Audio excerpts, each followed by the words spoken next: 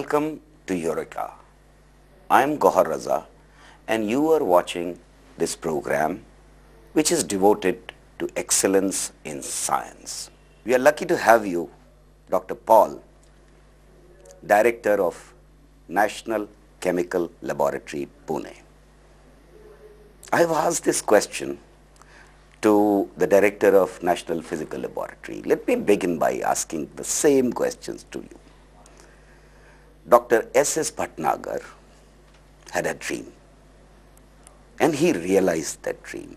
He instituted 23 laboratories in a very short period of time. It was a dream of Pandit Jawaharlal Nehru also to have a big installation within the country which dealt with all kinds of sciences. But you occupy a very, very special position. The chair that you occupy today has been occupied by the most brilliant and outstanding scientists of the country. When you sat on that chair for the first time, how did you feel? Yes, you are right that the position of the Director of the National Chemical Laboratory is extremely important because first it is a national laboratory and then it is devoted to research in science and technology in whole of chemical as well as all allied sciences. And very great men have held this chair before. So when I was selected for the chair and occupied the chair, that was 1st of December 2010, I must say that it was an extremely humbling experience. So the first question that I asked myself, do I deserve to be in the chair? What can I do better? What can I do to improve the performance of NCL, to make it an institution eminent in the whole world? And I think it is mainly an humbling experience, and that is what I still carry today. You were determined to be in India. What kind of thing is this that kept you in India and you didn't go abroad? Yeah, as I was telling, in the 70s, I think it was very special with lots of movements taking place in the country. I think many of the integrated master students there in Kanpur, we felt that, that patriotism to do something from India. So we thought at that point of time, from India, for India. For India, from and India. Science. In science. So why not do PhD in India? So in fact, I must tell you that just after MSc, I actually went to Tata Institute of Fundamental Research. That is a part of the CV that is not recorded, but I went only for 7 to 8 months and wanted to actually work on what was called thin films at that time, which is eventually, of course, today there are nanomaterials and so on. But it was very promising area. Very promising area. Almost all IITs were doing lots of work. But I must say in the 70s, it was really a kind of a new area. And we were still looking for equipments to come from US. That time, it was not very easy to get the equipments. And those 7 to 8 months that I was there, I started reading. And my interest then went to quantum mechanics. I must say that. And I met a very young professor at IIT Bombay, who was then coming to quantum mechanics, the chemical laws break down at quantum level. It is all laws of physics that operate at that level. So you shifted to quantum chemistry. Is there a problem there? Yeah, no, there is no problem because I had always liking for physics and maths. So I must tell you that. So I loved. So you came closer to physics. I came closer to physics, but today, as you know, the quantum mechanics is not just the domain of physics. In the chemistry, it has been applied in chemistry, applied even in biology today, to a large extent. But it wasn't realized that well in the 70s when I took. So it was more out of my own interest, passion. So then I realized that the person with whom I wanted to work actually was moving to Calcutta in the Indian Association for Cultivation of Science. So that was the main reason that I moved to Calcutta, not to go to the institution per se, but to work with the person, who was Professor Debashish Mukherjee, with whom I did PhD subsequently. So I think that is how I actually landed in Kolkata because of my interest in quantum mechanics. Of course, I was a chemistry student, so eventually I wanted to know its relevance in chemistry. So that is how the quantum chemistry, the area of quantum chemistry is where I took interest. Would you like to explain what is this quantum chemistry? This is basically this is basically using the laws of quantum mechanics to elucidate the electronic structure of atoms and molecules the spectroscopy, which is very important at the atomic and molecular level. Right. So we can also elucidate the spectroscopy. And today we can also do dynamics of a reaction, chemical reaction. Then various Basically, properties. uncertainty principle applied to now chemistry is Yes, what of course. Atomic quantum and, mechanics. yes, at that length At scale, at that small length scale, the uncertainty principle applies. Nano levels. But you have a description in terms of probability and electron density, which is valid, and we want to get electronic structure as well as properties in terms of the electronic densities. So this was the theme, and we wanted to develop more and more accurate methods, better methods, qualitatively as well as quantitatively. Normal question would be that you were in Council of Scientific and Industrial Research, one of the premier institutions, but your work was focused on theoretical chemistry. Yes. And that too a very deep level of theory, right? So how did you reconcile between the two? The mandate of the institute is industrial chemistry. Let me make a statement. When I came to NCL, is there a relationship between theory and industrial? Yeah, let me say that. Yeah, when I came to NCL, I think I was a very young man, so I didn't bother about what I am expected to do in the long run. Of course, at that point of time, what was important that I do my research. And I found that the mandate of NCL is quite broad. In fact, I must also tell you the mandate of NCL, it is not just, of course it is to do industrial chemistry, but as coined by Professor J.W. McBain, in fact, who was our founder director, as you know, right. The purpose of this laboratory, I quote, the purpose of this laboratory is to advance knowledge and apply chemical science for the good of the people. Which means science cannot be advanced and technology cannot be advanced unless you increase the horizon of basic knowledge. So the fundamental science is a very important part of NCL, and in fact, when I joined NCL, Dr. Doraisamy was the director in the 82 December, I remember, and the NCL supported fundamental science quite well. So I didn't feel that there is no feeling of alienation. In fact, I must say that whenever I was publishing good papers, there was a direct appreciation from not only director. You have published 202 papers. 200, yeah. Now the numbers keep changing more. Yeah. And NCL itself is producing about 400 papers every year, which is a very large number. Now, this theoretical work that is being done and publicized and announced to the world, does it get translated into technology? Yes, today what is happening is that many of the technology, particularly in the areas like material science, for example, where the technology is going to build, is taking a lot of input from theory. So in fact, today in NCL, I am not the only theoretical scientist. There are a lot more who have come in at different levels, not just for the kind of chemistry I am doing, but also in chemical engineering. There are a lot of modeling, process modeling, simulation that are taking place. So at the molecular and the material levels, we are doing modeling and simulation. For the nation, yes, it is important to grow, not do only theoretical science. So what is the contribution of NCL? Yes, so what I am saying is that this is the one important input to the reaction engineering today. And with that input, we have to then integrate the experiments and then eventually translate the process. So I think it has a role in the overall context. Of course, you cannot translate technology with just theory, but it has a role in the overall translation, and I think today it is realized. Although I agree, in the 80s it was not so obvious to us, but today I think all over the world people realize the importance of modeling and simulation. Modern modeling and simulation is extremely important for the growth of the country. We'll keep discussing. I have to take a break. We'll come back soon.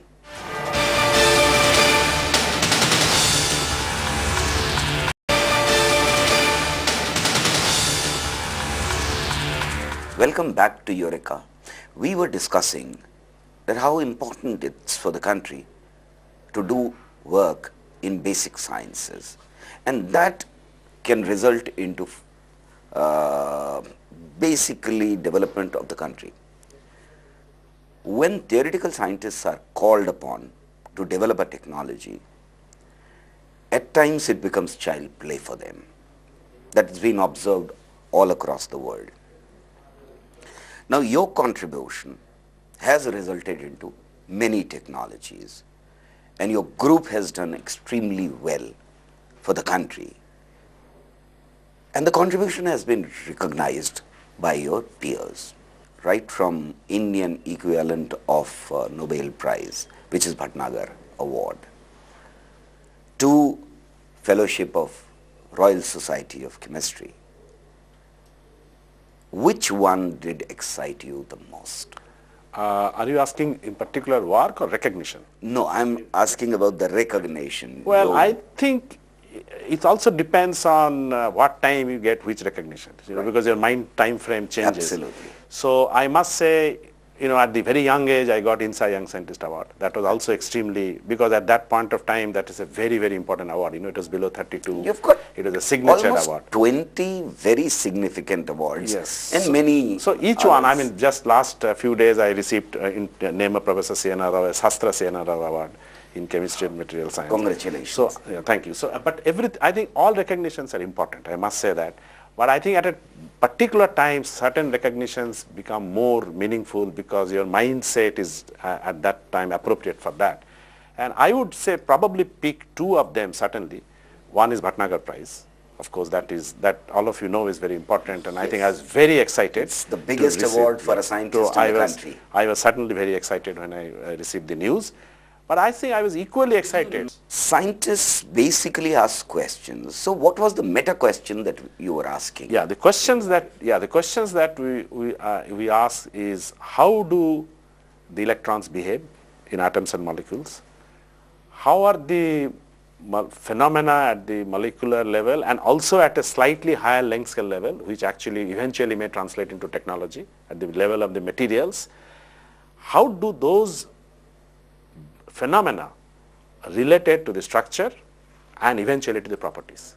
And I think this is a very fundamental insight, and that's the question you ask. And if you understand those insights, it's not very easy to understand, but if you understand the insight, you can translate that eventually to the level of technology.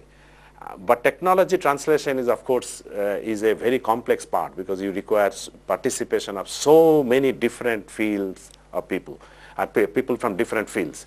So I think, but the understanding is very important to do a new technology. So high science, I always say that high science is important, and you cannot disconnect science and technology. I think that is a mistake we would do if we say that good technology can come without good science. It always comes with good science, unless there is a basis in the country. Yes. And there are groups who are doing extremely good science, good technology cannot come out of it. It's a continuum. It's a continuum when you understand the laws of nature at one level, and then you understand the whole cosmos, which is what quantum mechanics is all about. And then you have maybe applied sciences, and then you have technology. In this continuum, you placed yourself definitely at the far end of theoretical chemistry. But over a period of time, this got translated into technologies. NCL as a body, which is responsible for research and technology in chemistry, what would you pin down as the greatest contribution of NCL? I think NCL, the greatest contribution is NCL is that it is one of the few labs which has been able to do science at a very high level, and yet has contributed to translation of technology to the market. In fact, NCL contributed to the starting of generic pharma in the very old days in the pharma industry, and then later on catalysis, I would say, polymer, and also fine chemicals. Polymer is where we had started. We had started as a nation because Dr. S.S. Bhatnagar was Yes. a polymer chemist. I have a spot on my nail, right? And this is election ink. This came out of NCL right in the beginning, and we are still exporting. Do you still take pride in that? Of course, NCL, but we continue to say that let us have more and more higher benchmarks. So we don't want to be complacent in what we have done. Right. But we look at various industries, what is the demand, what are the demands, and can we do science to develop technologies to fulfill their needs. So this we has have been a a very, patent very for important. this. No other country produces this ink. Right. How many patents come out of NCL every year? It has been up and down, but I would say there are a large number of patents which have come out. I think we are the largest filer of patents probably as a single institution. I don't have the data, but it must be one of the largest. In fact, last year, I must tell you the data that we filed much more than about 120 to 130 patents. Which is the last year itself, which has been actually, we are very much in the upward trend how for many last of 4 these years. get translated into Well, technology? And how yeah, many? I think this is a good question. Typically, we would say if we can translate about 2%, we'd be happy. Because if you look at the global translation rate, it's also about 2 to 3%, even in very good institutions. I think I'm trying to get this data, that how many of them actually got translated over the years. So at this point, I will not like to hazard a guess, but I would say that we are very much there in terms of, in that kind of percentage, we are very much there. And some of them have been translated. Many companies have used our knowledge, know-how, what we call know-how. Right. You have a very strong linkage with the Indian industry, Right. especially chemical industry. We also and work pharma. for other industries, but Indian industries are very, very strong linkage. A lot of technologies have been taken by foreign countries as well.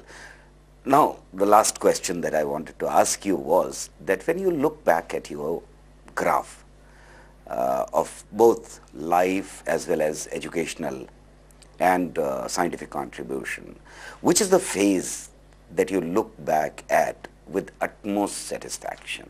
Well, yeah, this question is very difficult. If you say as an individual researcher, yes, I would look back, 10, 15 years back, 15 years maybe, when I was completely immersed in my research. Just with my students, I was just thinking of doing the best of the research. Didn't have to do any administrative work. Well, I wouldn't say didn't have to do any, but it was much less, minimal. And in a way, that was a very, very pleasing phase. And I always would say that all youngsters, they must do, at the end of the day, what they like. That is where they can excel. And if they like something, they can excel, because we have to be at the top. We have to do something very original, which others have not done. I think at the end of the day, a scientist has to do that. I think I really like that. That is how science expands. But at the same time, because if you keep on repeating what others have done, then science doesn't expand. At the same time, I must say that I'm also enjoying the current role, because it's a different kind of role. It is looking at an institution. It is looking at positioning science in the national context and how to make India a science-centric nation. So I think, there are two different phases of life which I would bring out as very, very pleasing phase of my life. And I think it's very important that the youngsters who are taking science must do science because of the passion, and not just look at as you said right in the beginning, to have money.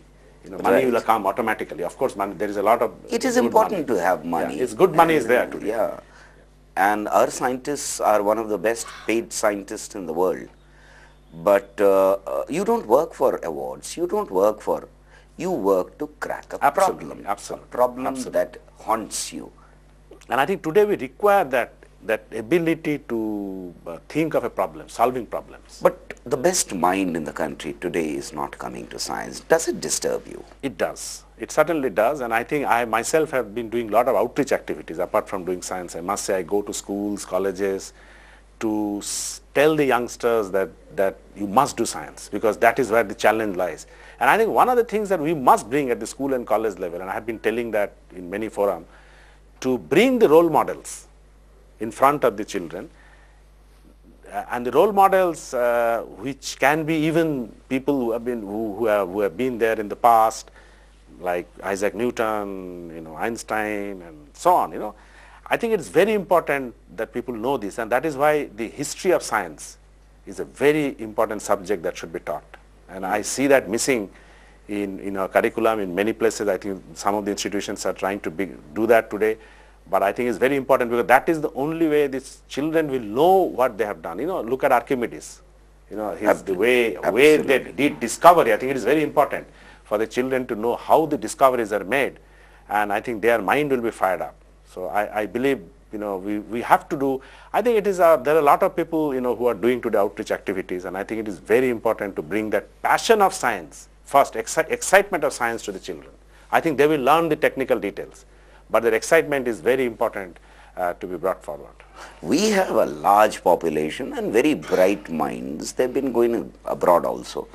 But within the country, it's extremely important, as you were saying, in my opinion as well, that we need to have role models within the country. We need to bring the excitement of science, as you put it. But there's no money of that big kind for which the younger generation is running, does it? As I said, I think the science has money today. I mean, I don't think that people who are doing who are professors and doing science, they are reasonably well paid. We have to accept that. There is also reasonable funding in science. Funding has over the years improved. There have been sometimes ups and downs, but if you look at the overall trend, it has always been at a good health. And successive governments, I must say, have always promoted science in India. So I don't see any reason why the youngsters should be discouraged to do science. I think we have to, it is not just the children, I must tell you, it is whole society. Because children do not take up a career option just because they like, because of the peer pressure, because what their friends are doing, what their parents are doing. Yeah, so when I say the outreach activity, I think it is the whole society. And I know there are many people, who are doing, like I said, Professor Rao, C.N.R. Rao, he takes a lot of interest to outreach activities, and many other people who are doing actually today to promote the science to the people. Thank you very much, Dr. Pal. It was nice to have you at our show. Yeah, it was my pleasure, yeah. Thank you for watching Eureka. We'll be back with one more outstanding scientist next week.